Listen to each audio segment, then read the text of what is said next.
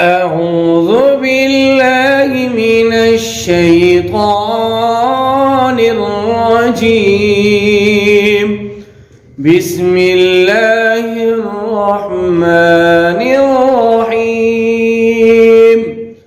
ما كان محمد أبا أحد من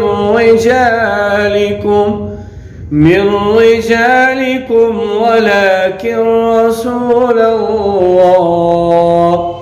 ولكن رسول الله وخاتم النبيين وكان الله بكل شيء عليما. يا أيها الذين آمنوا اذكروا الله ذكرا كثيرا وسبحوه بكرة وأصيلا.